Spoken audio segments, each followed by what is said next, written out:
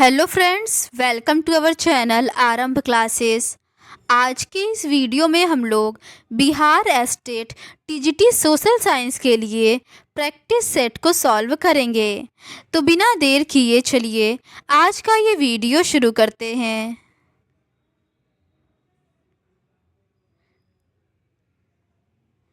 इस practice set के ऊपर के 50 क्वेश्चंस का डिस्कशन हम लोगों ने इस सीरीज़ के प्रीवियस पार्ट में कर लिया है।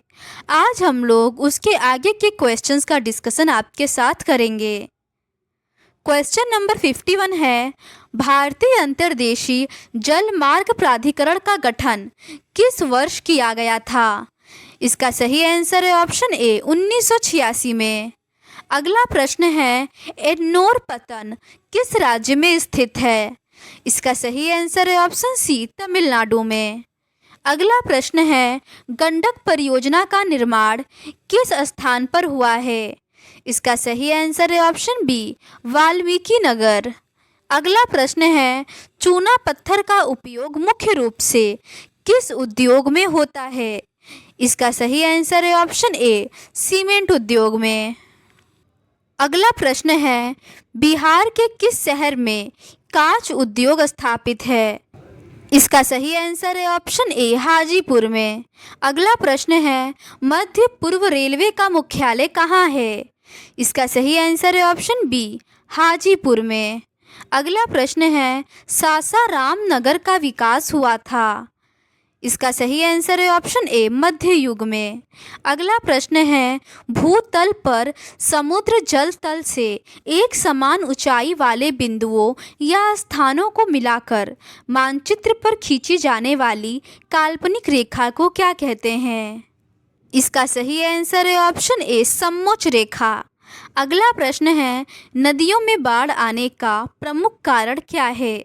इसका सही आंसर है ऑप्शन सी। अगला प्रश्न है, महासागर के तली पर होने वाले कंपन को किस नाम से जाना जाता है? इसका सही आंसर है ऑप्शन सी सुनामी। अगला प्रश्न है, सामान्य संचार व्यवस्था के बाधित होने का मुख्य कारण है? इसका सही आंसर है ऑप्शन ए केबल का टूट जाना। अगला प्रश्न है, कृषि सुखाड़ होता है? इसका सही आंसर है ऑप्शन बी मिट्टी की नमी के अभाव में। अगला प्रश्न है, योजना आयोग का पदेन अध्यक्ष कौन होता है? इसका सही आंसर है ऑप्शन बी प्रधानमंत्री। अगला प्रश्न है, राज्य में कार्यरत केंद्रीय सहकारी बैंक की संख्या कितनी है? इसका सही आंसर है ऑप्शन डी 25। अगला प्रश्न है, ऊर्जा के मुख्य स्रोत क्या हैं? इसका सही आंसर है ऑप्शन डी इनमें से सभी, कोयला, पेट्रोलियम और विद्युत। अगला प्रश्न है, यदि किसी वस्तु या सेवा का मूल्य 20 लाख से अधिक तथा 1 करोड़ से कम है तो उपभोक्ता शिकायत करेगा? इसका सही आंसर है ऑप्शन बी राज्य आयोग को। अगला प्रश्न है, राष्ट्रीय उपभोक्ता हेल्पलाइन नंबर क्या है? इसका सही आंसर है ऑप्शन सी 1811 4000।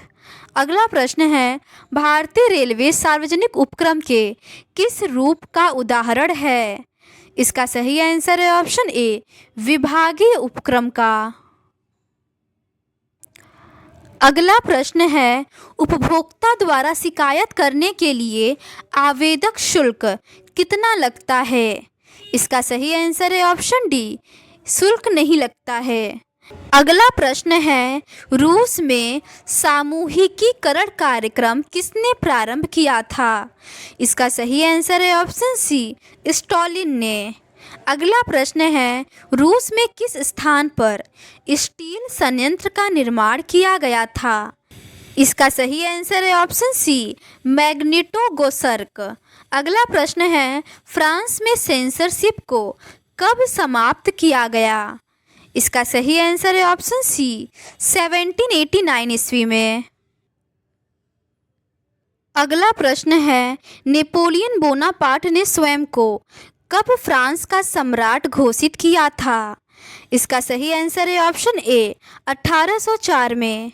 अगला प्रश्न है, किस शासक ने अपने आप को आधुनिकीकरण का अग्रदूत माना था? इसका सही आंसर है ऑप्शन डी, नेपोलियन बोनापार्ट ने। अगला प्रश्न है, निम्नलिखित को सुमेलित कीजिए। सूची 1 में शास्त्रीय नृत्य और सूची 2 में राज्य दिया हुआ है। इसका सही आंसर है ऑप्शन बी, भरतनाट्यम का तमिलनाडु होगा, कथकली का केरल होगा, ओडिसी का उड़ीसा होगा और कुचिपुड़ी का आंध्र प्रदेश होगा। अगला प्रश्न है, निम्नलिखित में से कौन से पुरास्थल हैं जो पूरा पाषाणिक स्थल का प्रतिनिधित्व करते हैं? पहला है भीमबेटका, दूसरा है इनाम गांव, तीसरा है कुरनुल गुफाएं और चौथा है हुसंगी। इसका सही आंसर है ऑप्शन सी, पहला, तीसरा और चौथा। अगला प्रश्न है, वैदिक काल के संदर्भ में निम्नलिखित कथनों पर विचार कीजिए। उपर्युक्त कथनों में से कौन से कथन सही हैं? इसका सही आंसर है ऑप्शन सी, केवल पहला और तीसरा सही है। जनता या समुदाय के लिए जन एवं विस शब्दों का प्रयोग होता था। जिन लोगों ने प्रार्थनाओं की रचना की वे कभी कभी खुद को आर्य कहते थे। अगला प्रश्न है, जनजाति के संदर्भ में निम्न में से कौन सा कथन सही नहीं है? नीचे दिए गए कूटों में से सही उत्तर का चयन कीजिए। इसका सही आंसर है ऑप्शन बी, पहला, तीसरा, चौथा और छठवां। प्रायः जनजाति के लोग बड़ी बड़ी बस्तियों में रहते हैं। इनके सदस्य केवल शिकार और भोजन संग्रह के पेशे अपनाते हैं। अक्सर पुरुष कृषि का सारा कार्य करते हैं। पशुपालन से संबंधित कार्यों को केवल पुरुषों द्वारा ही किया जाता है। अगला प्रश्न है, रेशम मार्ग के संदर्भ में निम्नलिखित कथनों पर विचार कीजिए। नीचे दिए गए कूटों में से सही उत्तर का चयन कीजिए। इसका सही आंसर है ऑप्शन सी, पहला और दूसरा दोनों। चीन से लोग रेशमी कपड़े अपने साथ लेकर दूर दूर के स्थानों की यात्रा करते थे। जिन मार्गों में ये लोग यात्रा करते थे वह मार्ग रेशम मार्ग के नाम से प्रसिद्ध हो गया। अगला प्रश्न है, केरल राज्य के बारे में निम्नलिखित कथनों में से कौन से कथन सही हैं? पहला कथन है, केरल भारत के दक्षिणी पश्चिमी कोने में बसा हुआ एक राज्य है। दूसरा है, केरल एक तरफ समुद्र से घिरा है, दूसरी तरफ पहाड़ियों से। तीसरा है, यहाँ की पहाड़ियों पर विभिन्न प्रकार के मसाले जैसे काली मिर्च, लौंग, इलायची आदि उगाए जाते हैं। इसका सही आंसर है ऑप्शन सी, कथन पहला, दूसरा और तीसरा सही है। अगला प्रश्न है, वर्तमान समय में ज़्यादातर देश लोकतांत्रिक होने का दावा करते हैं। ऐसे में एक आदर्श लोकतंत्र के संदर्भ में निम्नलिखित कथनों पर विचार कीजिए। उपर्युक्त कथनों में से कौन सा कथन असत्य नहीं है? इसका सही आंसर है ऑप्शन ए, कथन पहला और दूसरा। लोकतंत्र में जनता के पास अपने नेता को चुनने की शक्ति होती है। लोकतांत्रिक सरकार को प्रायः प्रतिनिधि लोकतंत्र कहते हैं। अगला प्रश्न है, स्थानीय स्तर पर जनता के विभिन्न समस्याओं के निराकरण के लिए स्थापित विभागों व उनके कर्मचारियों के संदर्भ में निम्नलिखित कथनों पर विचार कीजिए। उपर्युक्त कथनों में से कौन सा कथन सही नहीं है? इसका सही आंसर है ऑप्शन डी, केवल दूसरा और तीसरा सही नहीं है। पहला और चौथा सही है। राजस्व विभाग का काम किसानों के समस्त गतिविधियों जैसे फसल, बुआई, नक्शा आदि का विवरण रखना होता है। तहसीलदार के दफ्तर में फौजदारी से संबंधित विवादों के मामले सुने जाते हैं। अगला प्रश्न है, संसदीय व्यवस्था की स्थापना भारतीय संविधान की एक प्रमुख विशेषता है। संसदीय शासन पद्धति के संदर्भ में निम्नलिखित कथनों पर विचार कीजिए। पहला कथन है, भारतीय संविधान में संसदीय शासन व्यवस्था इंग्लैंड के संविधान से ली गई है। दूसरा कथन है संसदीय शासन पद्धति में सरकार के सभी स्तरों पर प्रतिनिधियों का चुनाव जनता स्वयं नहीं करती है। कथन तीसरा है भारतीय संसद लोकसभा और राज्यसभा से मिलकर बना है।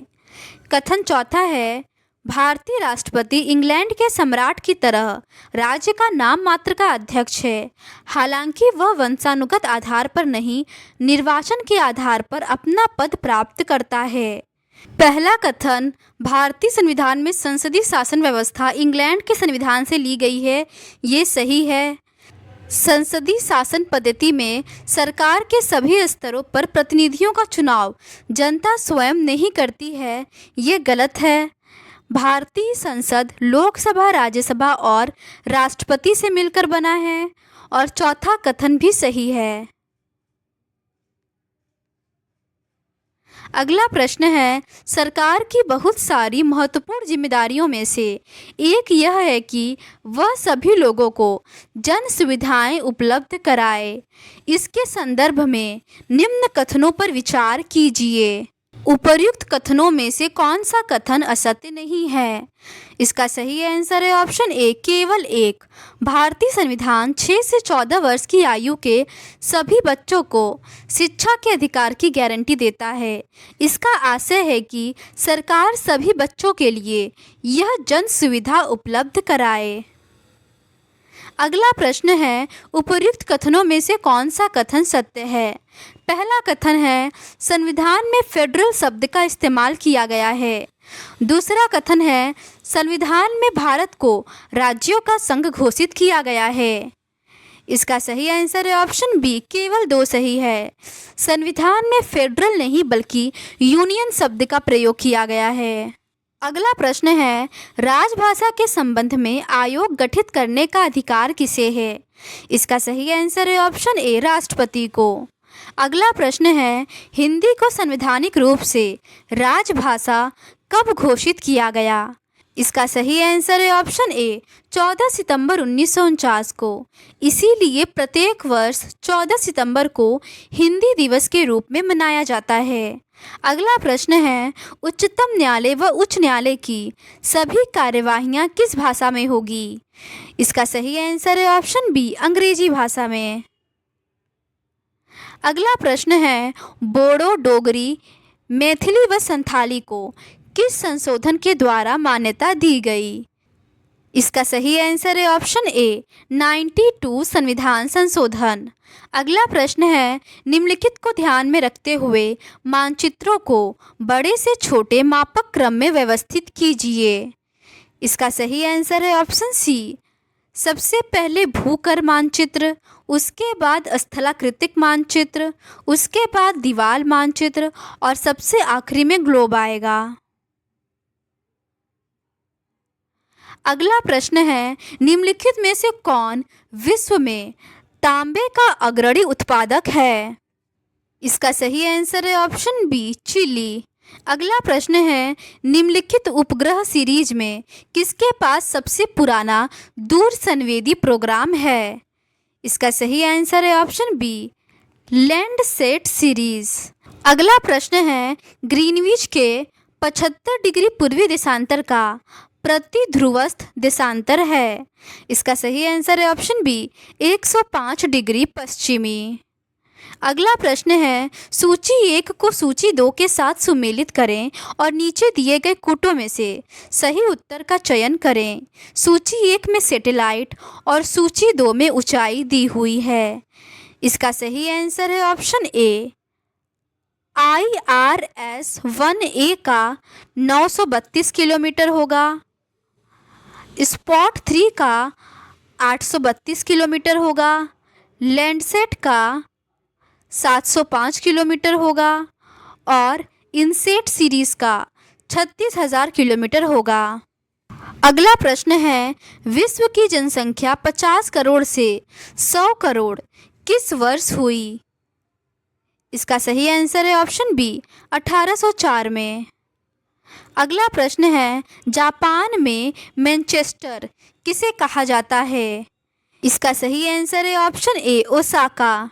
अगला प्रश्न है प्रति व्यक्ति अधिकतम आय किसके द्वारा होती है? इसका सही आंसर है ऑप्शन बी, अनुकूलतम जनसंख्या। अगला प्रश्न है, जनसंख्या वृद्धि के सिद्धांतों के संदर्भ में निम्नलिखित में से किसने कहा कि जनसंख्या घनत्व में वृद्धि के साथ संतति प्रजनन की प्रवृत्ति में स्पष्ट कमी आती है? इसका सही आंसर है ऑप्शन ए, सैंडलर। अगला प्रश्न है, सी.पी. ब्लेकर ने जनांकीय संक्रमण की कितनी अवस्थाएं सुझाईं? इसका सही आंसर है ऑप्शन सी, 5। अगला प्रश्न है, सही सुमेलित कीजिए। इसका सही आंसर है ऑप्शन डी, ए, बी और सी तीनों सही है। मटर रबी की फसल है, उड़द खरीफ की फसल है और तरबूज जायद की फसल है। तो आज के इस वीडियो में बस इतना ही। आप कमेंट में ज़रूर बताएं कि आपके कितने क्वेश्चन सही हुए। अगर आपको ये सीरीज़ पसंद आती है तो please do subscribe to our channel and like this video. Thank you.